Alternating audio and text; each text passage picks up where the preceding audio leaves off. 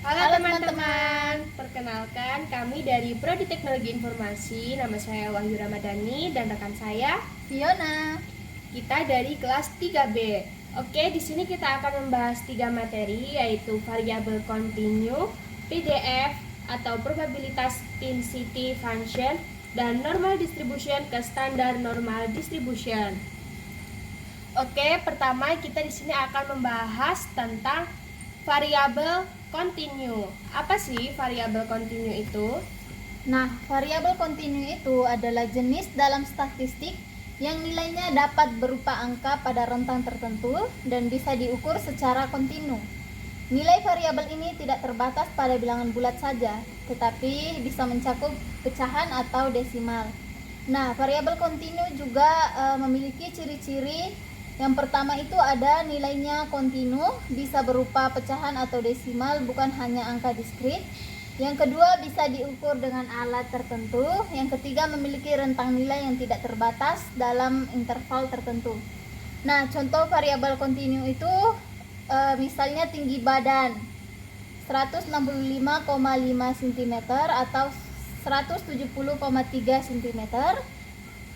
Contoh yang kedua, berat badan misalnya 55,7 kg atau 70,2 kg. Dan yang ketiga, semisal itu ada waktu, misalnya waktunya 2,75 detik, 3,1 jam.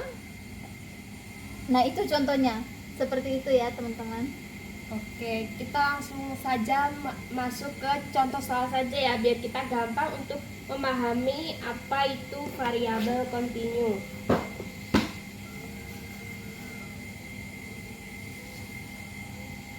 Oke.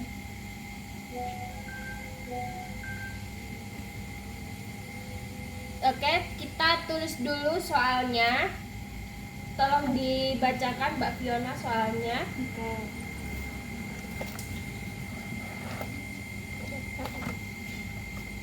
Nah, contoh soalnya itu berat badan siswa BB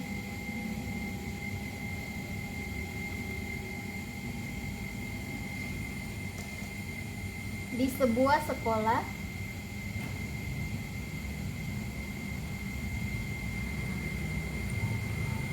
diukur dengan timbangan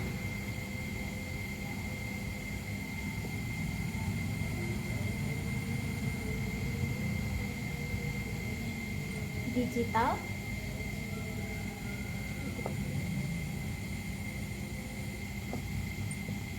berikut adalah data-data berat badan 10 siswa dalam kilogram. Berat badan 10 siswa dalam kurung kilogram. KGS.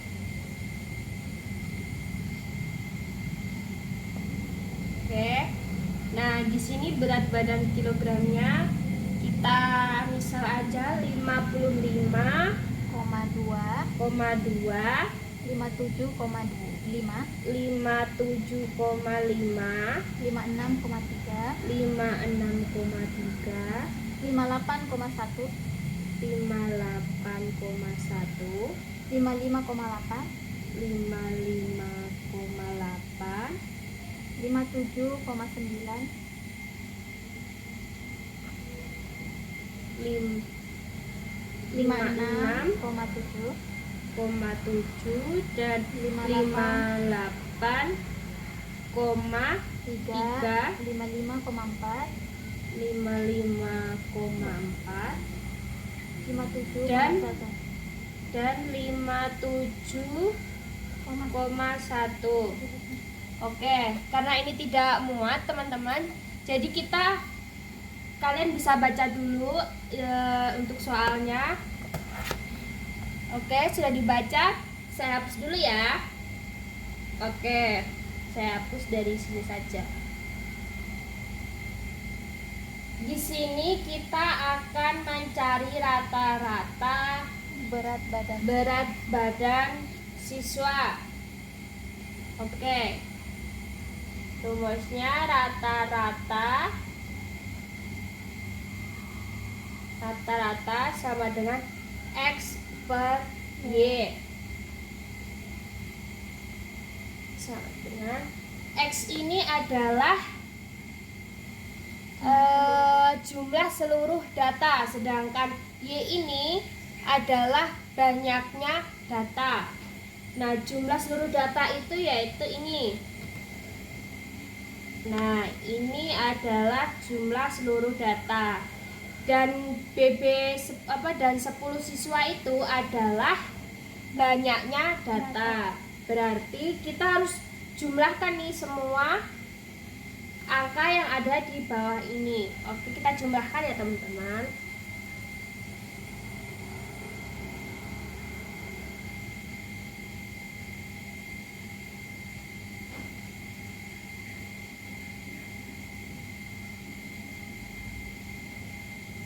Oke, kita jumlahkan 55,2 nih.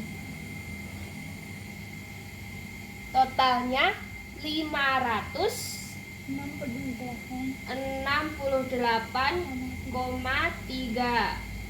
Nah, Y-nya itu dari tadi banyaknya data. Banyaknya data itu apa? Yaitu 10 siswa. Oke, kita di sini tinggal bagikan 568,3 dibagi 10. Ayo, ada yang tahu? Kalau ada yang tahu, tulis di kolom komentar ya. Hasilnya yaitu 56,83 kilogram. Nah, ini adalah cara untuk mencari rata-rata berat badan. Ini termasuk dalam variabel kontinu karena menggunakan pecahan dan desimal. Oke, kita langsung saja lanjut ke materi kedua, yaitu materi PDF. Oke, kita tunggu selanjutnya. Oke, kita lanjut ke materi PDF atau probability density function. Oke guys, kita lanjut lagi ke probability density function. Apa sih Kak Fiona PDF itu? Nah, teman-teman, PDF itu adalah fungsi yang digunakan untuk menggambarkan distribusi probabilitas dari variabel acak kontinu. Dengan PDF, kita bisa melihat bagaimana kemungkinan suatu nilai tersebar dalam suatu rentang.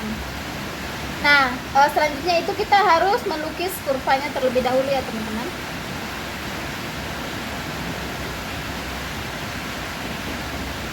Oke, jadi kurvanya seperti ini. Di sini kita tulis fx, sini x.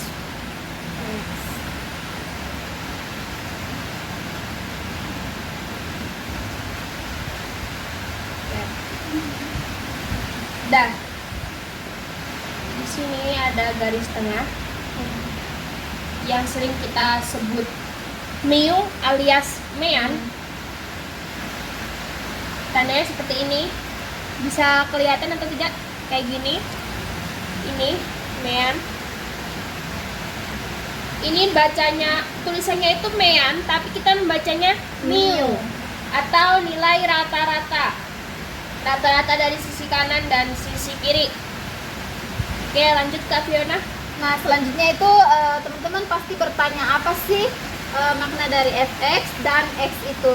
Jadi fx itu adalah menunjukkan nilai kepadatan probabilitas di titik tertentu x. Jadi nilai fx bukan probabilitas langsung, tetapi semakin tinggi fx semakin besar kemungkinan nilai x yang muncul distribusi tersebut. Nah, selanjutnya itu x. X adalah merupakan variabel acak kontinu yang mempresentasikan nilai dalam distribusi normal. Oke. Nah, di sini ini ada garis lengkung seperti ini. Itu bisa kita sebut bell curve.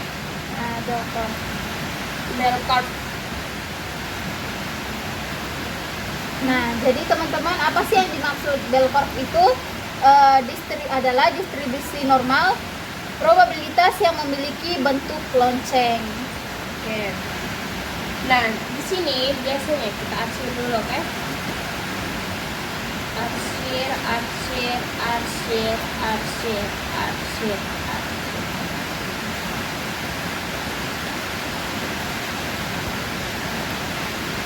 Oke. Garis arsir ini adalah total area dari kurva normal sama dengan total probability kurva normal. Nah, menghitung luas area dengan integrasi kurva normal adalah dari minus tak terhingga sampai tak terhingga. Garis X semakin kiri berarti minus tak terhingga. Semakin kanan berarti tak minusnya juga tidak tak terhingga. Luas area kurva normal itu sama dengan 1. Nah, rumusnya itu kayak gini nih rumusnya. Ini ya.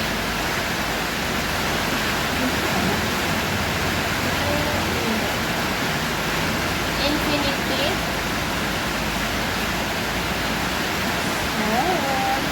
Ini adalah integral.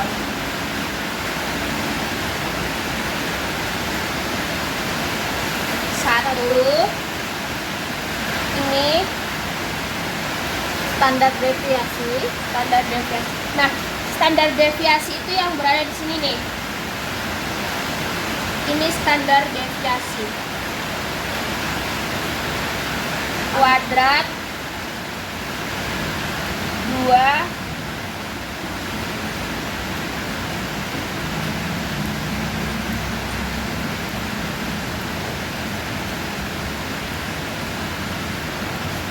maaf ya guys, jelek.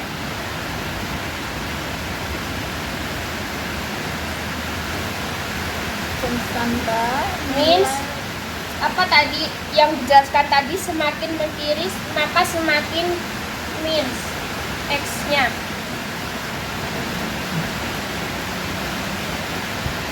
Kurang dulu. Angkat dulu.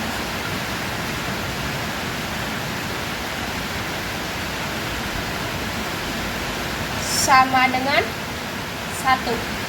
Maksudnya ini, pokoknya semakin kita ke kiri, maka nilai tak terhingganya itu minus. Ini sebenarnya itu kita tidak menghitungnya, tidak menggunakan hitung-hitungan ataupun gimana itu. Kita hanya menggunakan logika, karena ini kita mainnya pakai logika. Itu tadi yang kita jelaskan, semakin ke kiri x-nya maka semakin tidak terhingga minusnya. Nah, ini kan x, berarti minus x dikurang pakai mu. Mu-nya di sini. Berarti di sini nilainya 1, seperti itu. Oke, kita lanjut. Lanjut Kak Fiona. Nah, selanjutnya itu kita akan memasuki rumus PDF.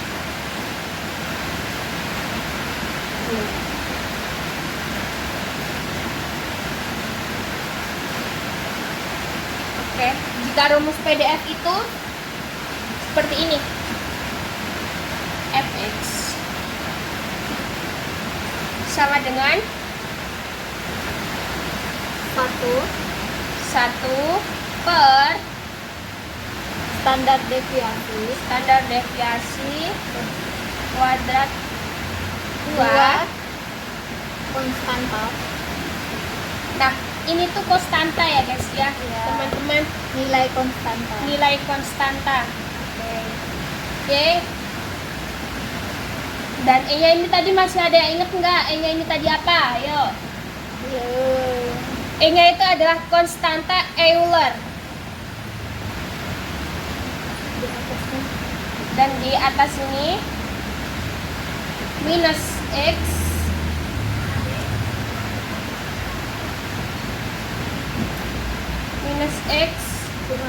kurang mu min mu pangkat 2 2 per 2. Jadi ini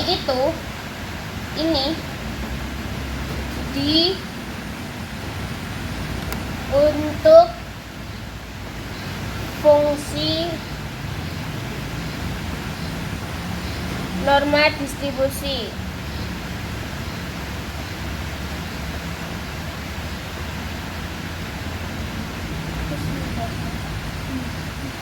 Oke, jadi rumusnya seperti ini.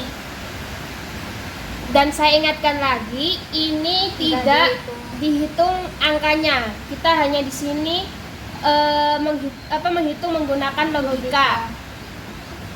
Oke. Nah, kita kasih contoh soal aja nih, biar simpelnya ya, Kak Fiona ya. Oke, biar lebih paham ya teman-teman.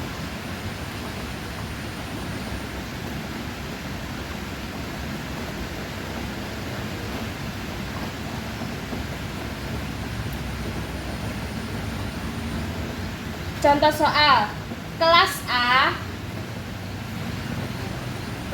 A cita-cita mahasiswa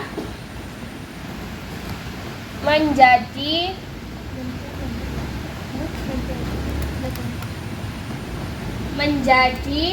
list kita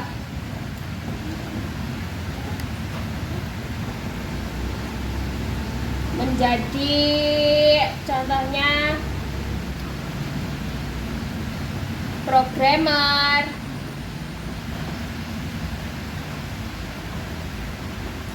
apalagi Kak Fiona? Bisa juga jadi analis. Menjadi analis. Nah, sedangkan kelas B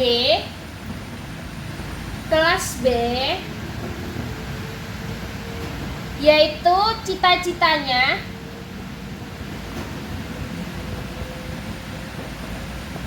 mahasiswanya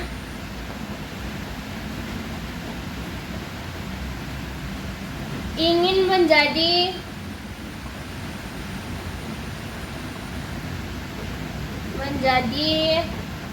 perawat.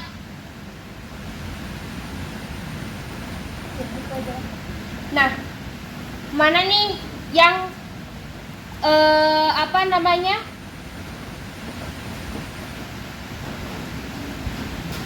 kurva yang lebih besarnya yang mana nih?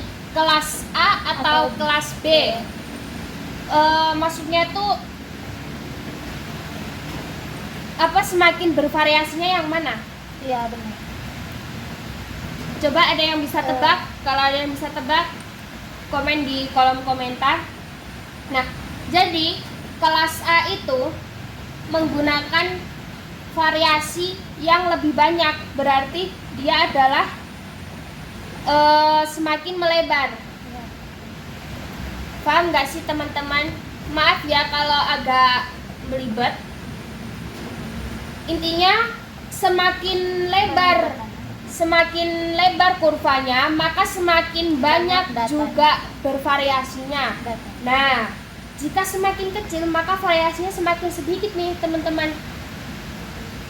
Berarti yang di kurva tadi intinya semakin banyak bervariasinya, semakin besar juga kurvanya. Sedangkan semakin kecil kurvanya, maka semakin sedikit juga bervariasinya. Seperti itu. Oke. Bisa dimengerti ya teman-teman? Bisa dimengerti. Jika tidak bisa, nanti ditulis saja di kolom komentar. Oke. Jadi kesimpulan dari PDF ini semua yaitu distribusi normal digunakan untuk modelkan data yang tersebar di sekitar nilai rata-rata. Standar deviasi menentukan lebarnya kurva, yaitu tadi seperti jika kurvanya semakin kecil, maka semakin sedikit juga variasinya. Dan misalkan semakin besar kurvanya, semakin banyak juga variasinya. Nah, seperti itu. Distribusi ini sangat berguna dalam analisis statistik seperti pengukuran performa, seperti nilai ujian, tinggi badan, dan lain-lain. Juga bisa menjadi prediksi data di masa depan. Dengan pendekatan ini, materi dapat dijelaskan dengan urutan logis dan contoh konteks sehingga mudah kita pahami. Oke, seperti itulah materi dari PDF. Kita skip dulu, kita lanjut ke materi selanjutnya, yaitu Normal distribution ke standar normal distribution. Oke, bye. Oke guys, kita lanjut ke materi yang terakhir, yaitu normal distribution ke standar normal distribution. Nah, ini di sini udah ada nih dua kurva. Yang satu itu kurva normal, dan sedangkan yang satunya itu standar. Nah, apa sih bedanya dari dua kurva ini? Jelas berbeda ya guys. Karena jika kurva normal itu menggunakan fx, di sini x, sedangkan standar menggunakan fz. Ini z. Oke, kita langsung masuk ke rumus normal distribusi. Pertama, fx sama dengan 1 per deviasi 2 konstante. Euler minus x mu pangkat 2 per standar deviasi 2. standar deviasi pangkat 2. Ini buat rumus normal distribution. Sedangkan standar distribution fz sama dengan 1 per pangkat menghapus kuadrat 2 konstanta Euler min x pangkat 2. Nah, min x pangkat 2 ini dari mana sih? Yaitu berasal dari ini guys, dari normal distribution. Oke, langsung aja kita ke contoh soal. Kita hapus dulu ya.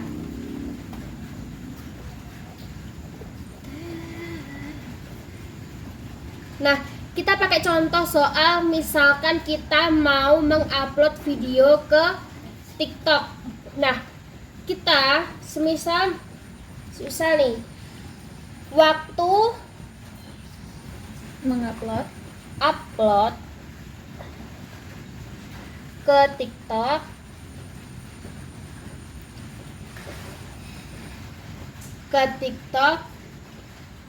misal rata-ratanya kita pakai aja 5 menit.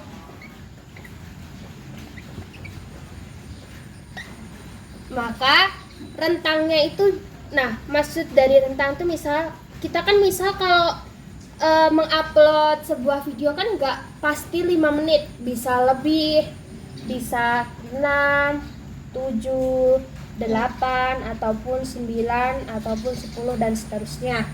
Nah, ini adalah rentan menitnya. Nah, kita hitung sekarang. distandarkan dulu. Kita standarkan dulu. Kita hapus lagi karena nggak muat, papan tulisnya terlalu kecil.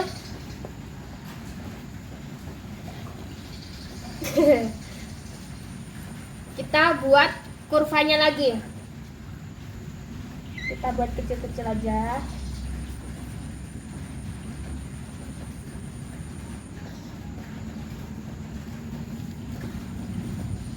Kita pakai, tadi kan ada hurufnya rentangnya kan ada 5, berarti kita aksiri.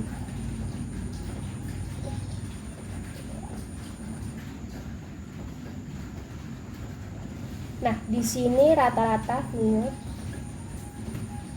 Berarti di sini coba lihat. Min. Min. Oh, di sebelahnya deh, enggak.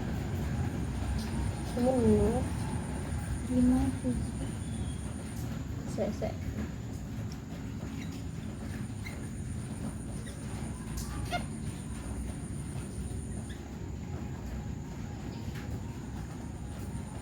Nah, gini ya. Oke. Untuk kita biar bisa untuk ke standar normal deviasi itu, kita juga harus membuat itu lagi, guys. Kurva satunya. Kurva satunya lagi.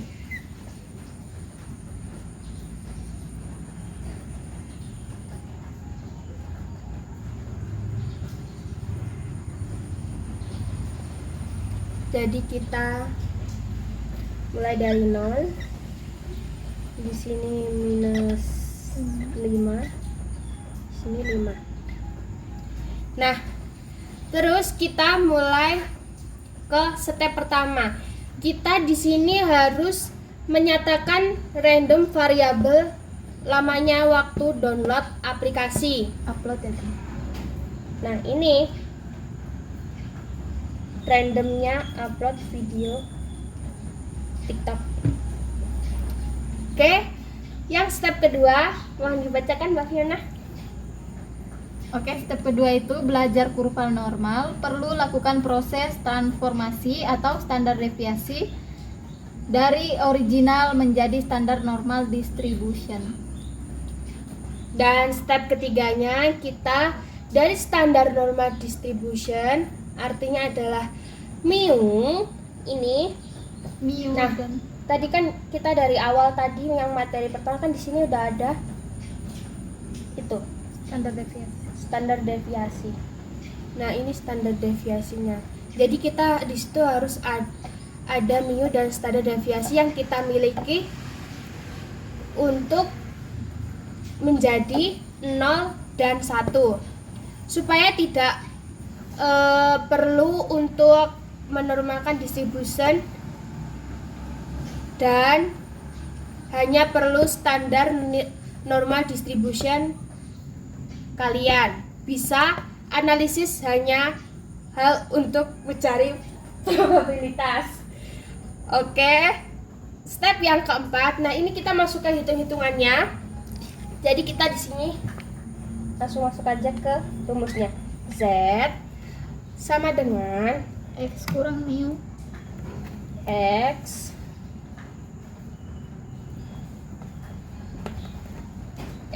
kurang mu per Standar deviasi. standar deviasi. Terus misal analisis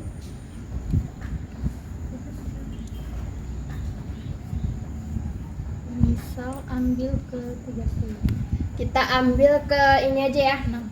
ke 6. Atau ke 7. Ke 6 aja. Oke, jadi sama dengan 6 kurangi 5 per 2 sama dengan Jadi ini dikurang dulu, teman-teman. 1 1 per 2. 2 sama dengan sorry ya guys, karena ini itu jadi kita ganti ke 7 2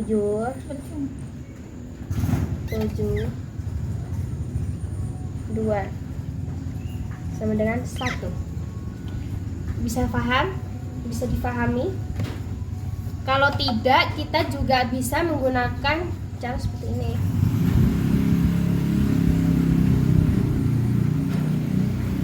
Z sama dengan X mu Per standar deviasi. standar deviasi. Kita gunakan angka yang paling besar di menitan ini. Oke, 9 Teri? Ya, kurang 5. Kurang 5 per 2 sama dengan berapa? 9 kurang 5? 4. 4 kurangi 4 bagi 2, 2. Nah, seperti itu ya teman-teman ya. Jadi itu saja yang ingin kita bahas pada hari ini. Kurangnya kita mohon maaf sekali, apalagi tadi sedikit ada kendala hujan, ada suara hujan, ada suara kucing. Jadi kita mohon maaf sebesar-besarnya. Apabila ada salah kata, mohon dimaafkan. Mungkin cukup sekian dari kami. Bye bye. See you next time.